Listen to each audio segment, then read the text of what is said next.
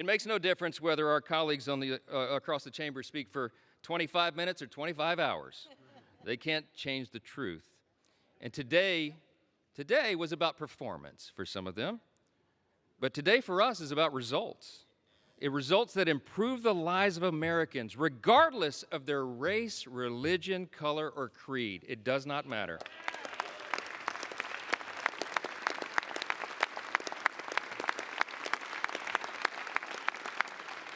I tell you what, Ronald Reagan used to remind us you can always trust the American people, and we do trust the American people, and they can discern the difference.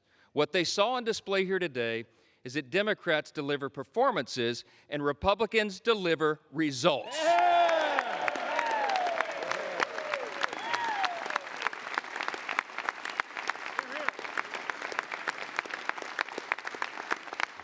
Today, my friends, we are ready now. We are going to deliver what we were sent here to do, and every American will benefit from it.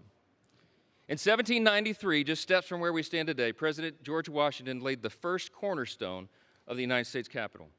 Over 50 years later, on July 4th again, members of this body gathered once again to lay a second cornerstone. Once more on July 4th, at the height of the Cold War, Congress laid a third cornerstone. And this week, with this vote today, on our nation's birthday being tomorrow, we lay a fourth. With this bill, we can vote as stewards of that great legacy that we have inherited in this extraordinary nation that we are blessed to live in. We can lay another sturdy foundation for the future of this country, a future where working Americans can feel relief, where government can finally start living within its means again, and where the United States is safer, stronger, and more prosperous than ever before. That's right.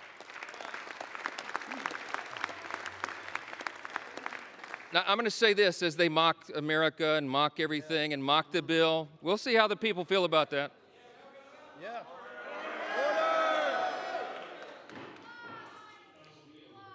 So listen, seriously, as friends and colleagues, really, across the aisle, what we celebrate tomorrow is the nation's birthday. Let's put the politics aside for a minute, and let's reflect on our blessings. No kidding, really.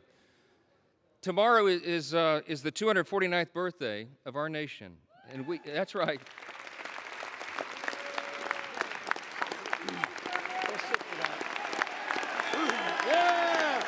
USA! USA! USA! USA! USA! USA! USA! USA! USA! USA! USA! USA! I mean this sincerely. I thank my colleagues for standing. We all should be united in that. We are. We have squabbles, we have partisan debates and all of this, but at the end of the day, we're all Americans, man. And we gotta believe that. We gotta know it. We gotta recognize that we live in the greatest nation in the history of the world. It's not even close.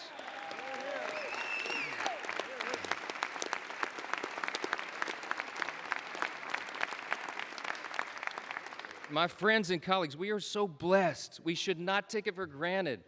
We live in the most free, the most successful, the most powerful, the most benevolent nation that has ever been on the face of the earth. And there's a reason for that. The reason that we are the greatest nation is because we were built on the ultimate foundation. And the bold declaration that my friend Hakeem Jeffries articulated earlier is true. We unite under that. The bold declaration that we do hold these truths to be self-evident. What is a self-evident truth? It's something that's obvious. We hold these truths to be self-evident that all men are created equal. It does not say born equal, it says created equal. And that it is our Creator, yes. It is our Creator that gives us our rights. See, the powerful thing about that is we're the first nation in the history of the world that acknowledged that our rights do not derive from government. They come from God Himself.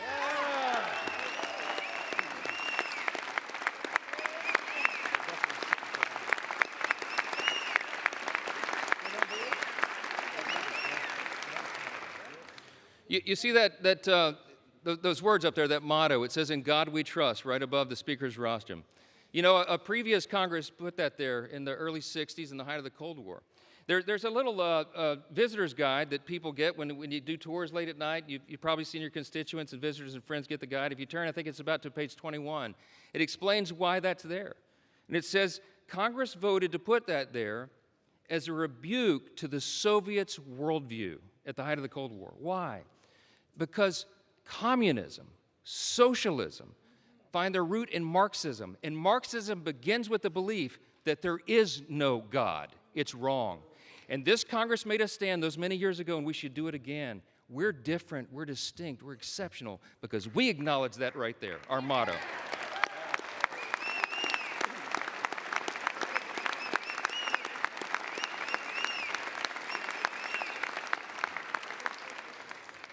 It doesn't say in government we trust.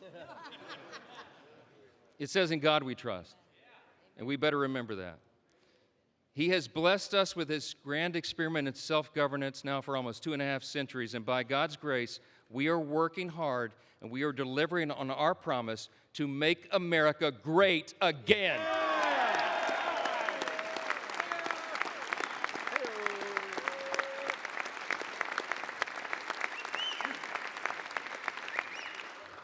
This is without a doubt the most important vote of this Congress, and I think this may be the most important vote that any of us take in our entire lifetimes. And everybody better remember it, however you vote today. My friends, the President of the United States is waiting with his pen. The American people are waiting for this relief. We've heard enough talk. It's time for action. Let's finish the job for him. Vote yes on the bill.